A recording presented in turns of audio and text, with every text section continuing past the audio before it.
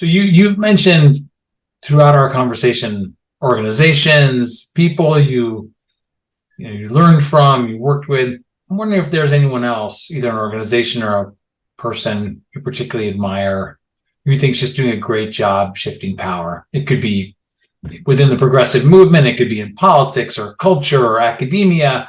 Just anyone, any organization, person you want to shout out you think is doing great work.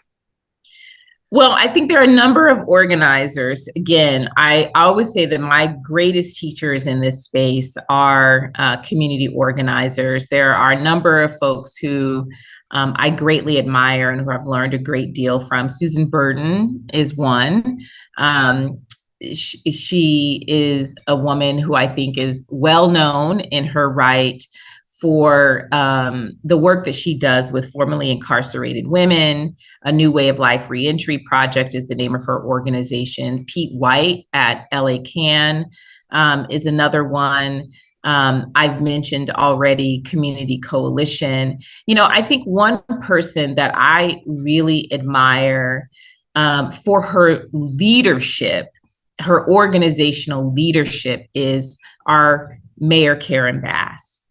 And she is someone who I've watched the way she actually built the legacy of the Community Coalition and have really wanted to learn from in terms of the kind of staying power when we're thinking about what does it mean to shift a narrative in a place. What does it mean to actually make a place home and community, and a community where people feel like they have power and agency and the ability to co-govern with elected officials. And so I just say I am continuing to look at her example of leadership as a real model for how to build institutional power beyond building organizational power. So those I think, are just a couple of examples of people whom I have really learned from and who have really taught me how to think more expansively beyond the folks that I'd mentioned earlier in the call.